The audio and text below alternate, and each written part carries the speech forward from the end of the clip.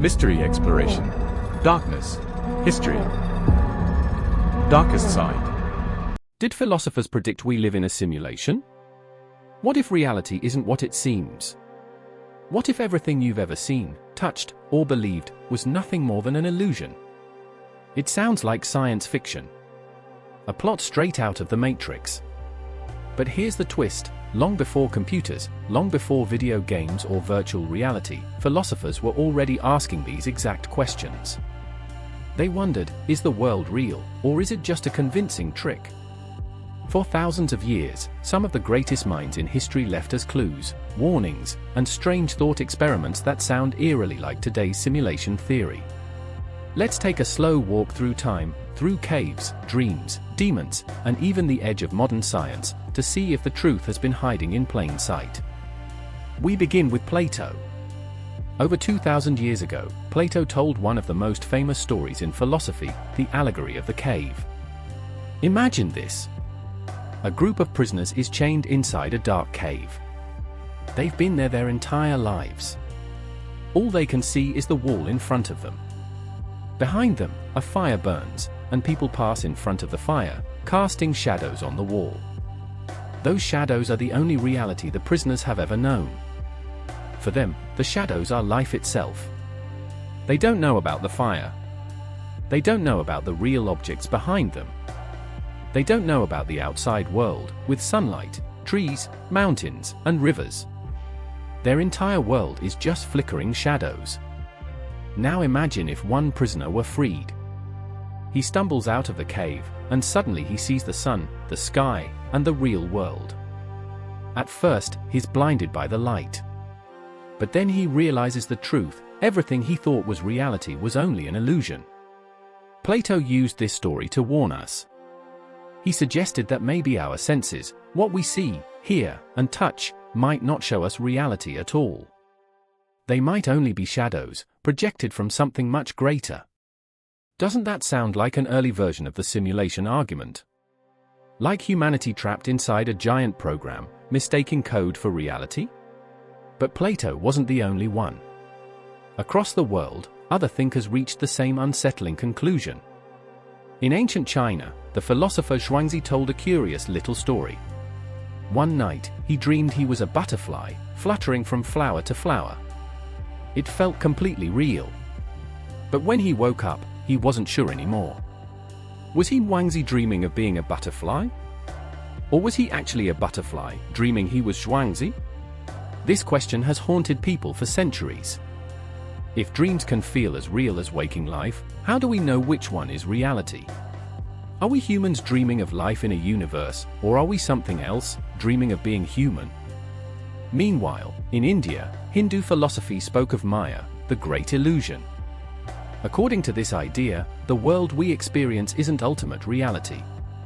It's a veil, a trick of perception, hiding something deeper. Buddhist thinkers added another layer with the concept of sunyata, emptiness. They taught that nothing has inherent reality. Everything we see depends on perspective, interpretation, and mind. In other words, the world is not as solid as we think. Step back for a moment. Plato's shadows, Zhuangzi's butterfly, Hindu Maya, Buddhist emptiness, all of them hint that what we call reality might not be real at all. Centuries later, in Europe, a man named René Descartes wrestled with this very problem. Descartes wanted certainty. He wanted to know, beyond all doubt, what was real. So he stripped away everything he could possibly doubt. He realized, what if all his senses were lying? What if every sight, sound, and touch was a trick? He imagined a powerful deceiver, a kind of evil demon, whose entire purpose was to trick him into believing in a fake world. Think about that. Descartes didn't have computers.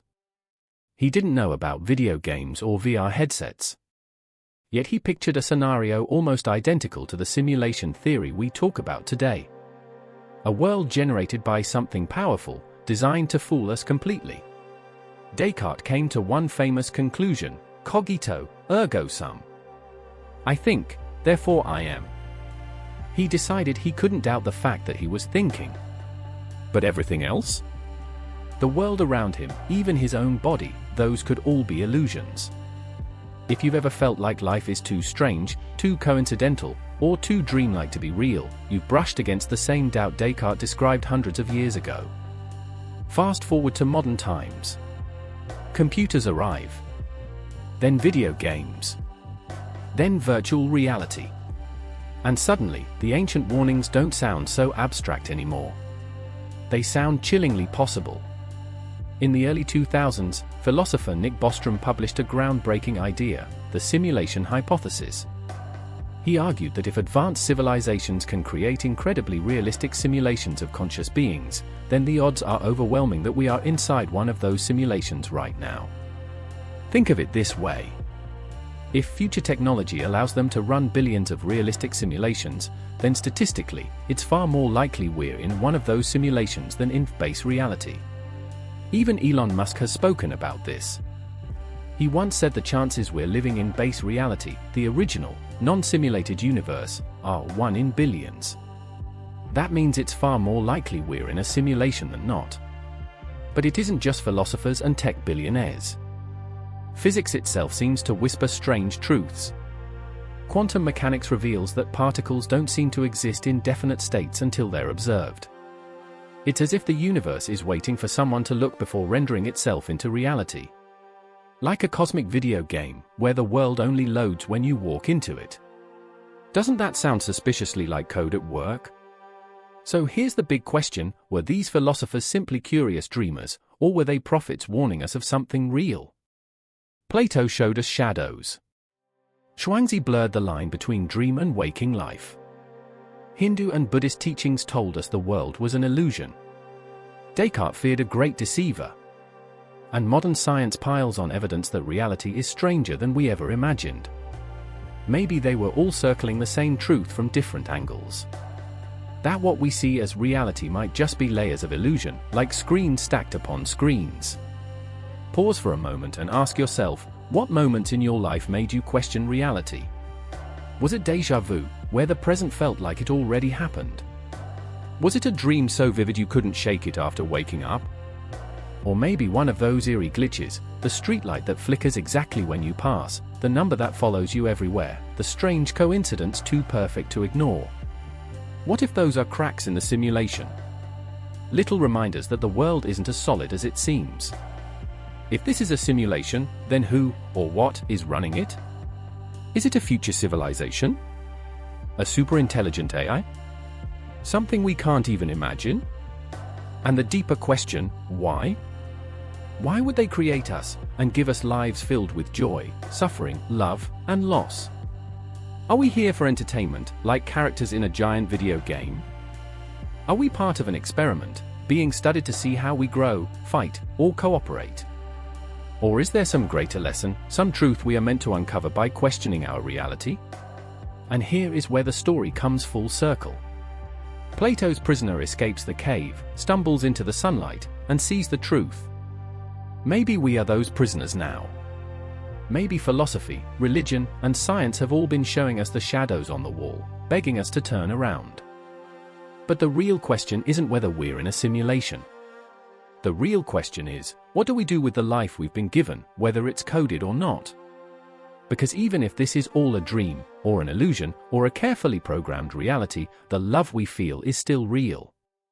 The pain we carry is still real. The choices we make shape our world, shadow or not. So maybe the lesson is this: stop worrying so much about whether the world is real. What matters is how we live inside it. How we treat each other. What we create. What meaning we give to our brief time here. Maybe that's the one truth no simulation can take away. So I'll leave you with this. If we are in a simulation, then life itself is the ultimate mystery game. And the only way to win is to live it fully.